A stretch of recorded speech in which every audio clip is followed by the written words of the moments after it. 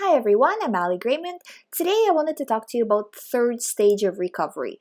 We already covered the first two stages of OCD recovery in the previous videos, and today we're going to talk about the third one. If you haven't watched the two previous videos, you do need to watch them before seeing this one, because otherwise you will not really know what we're talking about. So where we left off is in the second stage, you are getting less thoughts. So as you are doing the recovery work, that pummeling effect from the first stage is starting to lessen. So where you were getting thoughts all day long, you're still getting them, but less so, and it's becoming increasingly more time between the thoughts. And the anxiety to each individual thought is also lowering. Again, if you have no idea what I'm talking about, please watch the first two. So as this is happening, you might have breaks in the day where you feel like you don't have OCD.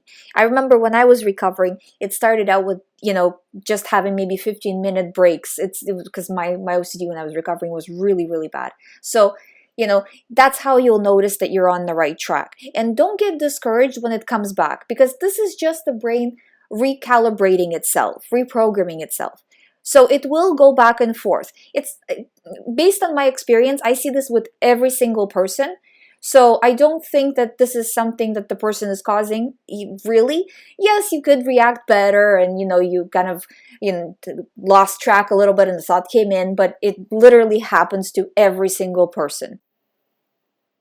What's not good is if you've had a little bit of a break, then the thought came back in, you started to react with fear, and you continued to react day after day after day. So you kept falling down for a long period of time. That's not good. So if that happens, yes, you can't allow that to happen, because this is just, continuous setbacks. But a little bit of setback here and there, it's fine. It's not like great because it's still a step back, but it's not really terrible. You will still recover. So that's not a big issue. So as you are going through this, it's very important that whenever you're having a good day or a good moment, that you are still very focused on where your mind is at. How am I reacting? Am I avoiding something? Am I focusing on something that has to do with OCD? Or am I about to enter an exposure? Am I ready for that exposure?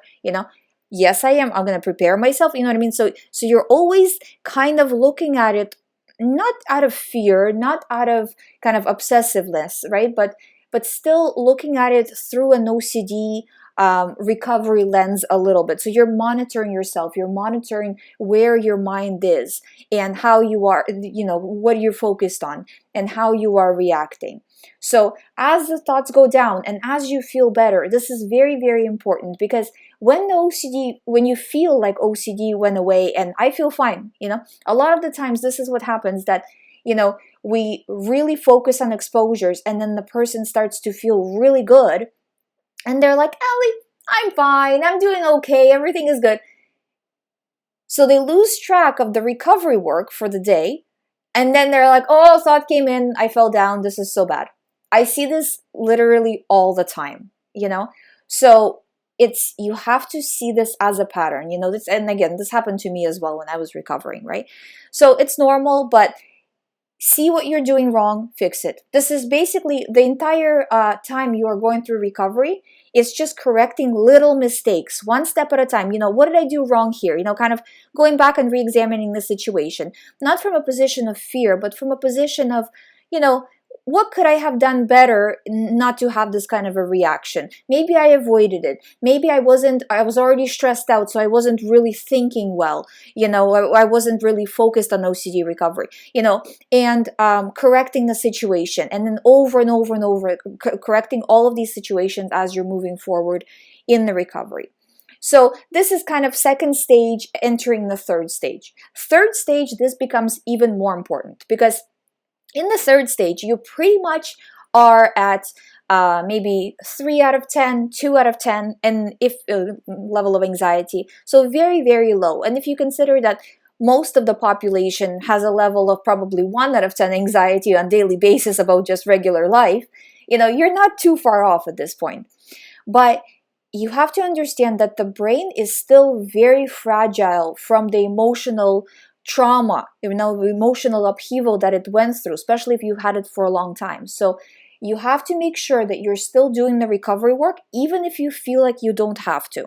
At this point, you don't really need to be working with anybody. You can just be doing it on your own. You probably won't even feel like you have OCD, but it's still important to do exposures, consistently. It doesn't have to take up a lot of your day, but it does have to be consistent, that you are mindfully doing exposures and putting yourself in the situations that scare you. So you kind of remain in that flow, you're still riding that wave, so to speak, Also, with the stress, from all of the clients I've talked to, a lot of the times people go to an inpatient facility where basically they're staying there while they're recovering. What I see a lot of the time, and I guess this is people, if somebody recovered, they obviously wouldn't be seeing me, so maybe I do have somewhat of a skewed result. But what I see is that the person was doing fine when they were in there. When they came out and the stress of regular life came crashing on them, they started to revert back to their compulsions or obsessive thoughts or both. So make sure that it's good to be stressed. It's good to have a little bit of stress, because you have to, again, keep in that flow of it's okay to be a little bit stressed. It's a little, kind of being okay with it. But don't put yourself in a position when you're so stressed out that you can't deal. Because again, your recovery is your number one priority. Everything else, family, jobs, hobbies, personal, everything else depends on you recovering.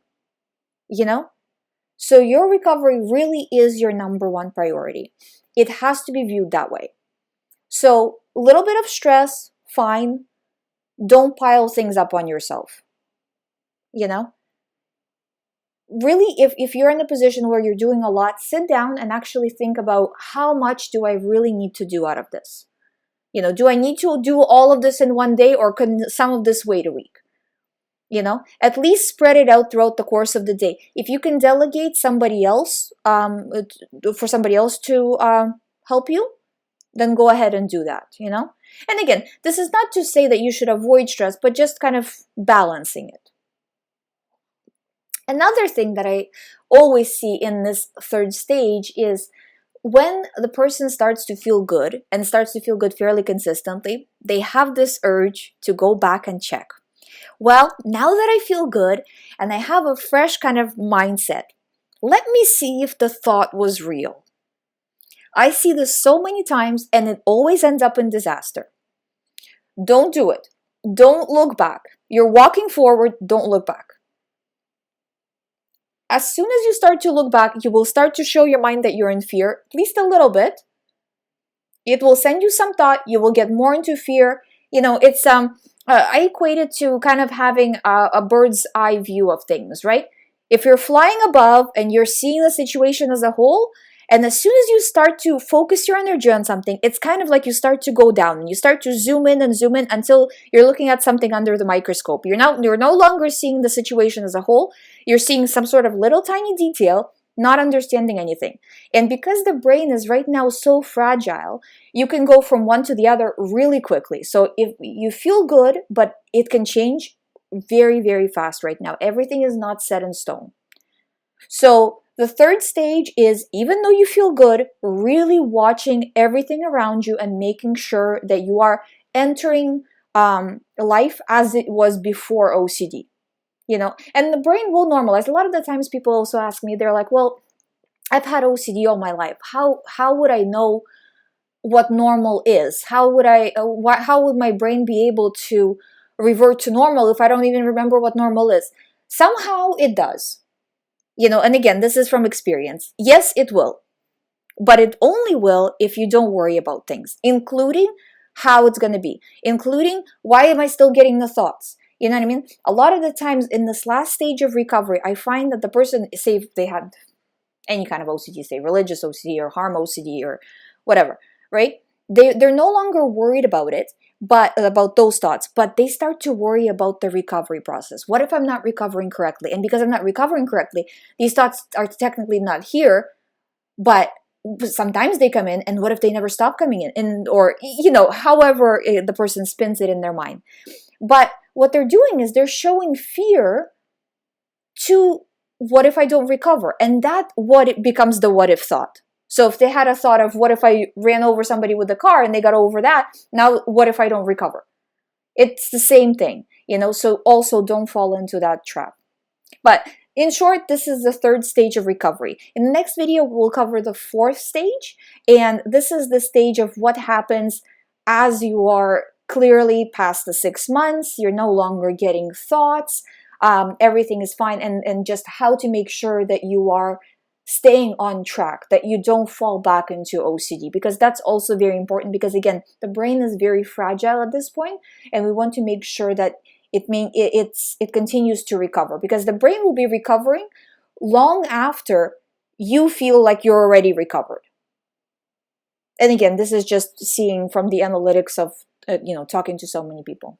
So I hope you watched that. If you haven't subscribed, please subscribe. If you would like to do the recovery program with me, all the information on youhaveocd.com. Thank you so much for watching. I'll see you in the next video.